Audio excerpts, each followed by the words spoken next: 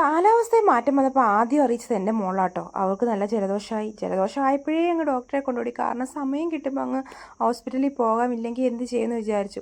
Doctor antibiotic ഒന്നും തന്നില്ല, ചെറിയ മരുന്നിൽ ഒതുക്കാമെന്ന് വിചാരിച്ച് പുള്ളി തന്നു വിട്ടു.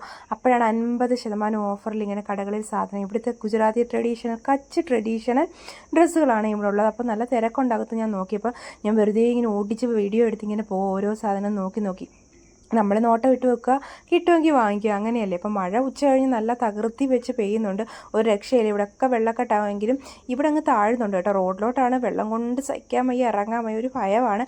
നാട്ടിലാണ് ഇത്ര പേടി വരാറില്ല കേട്ടോ, പക്ഷേ ഇവിടെ ആകുമ്പോൾ വെള്ളത്തിലിറങ്ങാൻ എന്തോ ഒരു പേടിയാണ് കെട്ടി നിൽക്കുന്നത്. പിന്നെ വൈകിട്ട് നമ്മൾ കുറച്ച് മട്ടൻ വാങ്ങിച്ചപ്പോൾ അതിൻ്റെ കിഡ്നി കണ്ടിട്ട് ആസ്വദിച്ചിരിക്കുകയാണ് കേട്ടോ. ഇങ്ങനെ ഫുള്ളായിട്ട് ഞാൻ ആദ്യമായിട്ടാണ് കാണുന്നത്, മട്ടൻ്റെ ആയാലും കിഡ്നിയെ.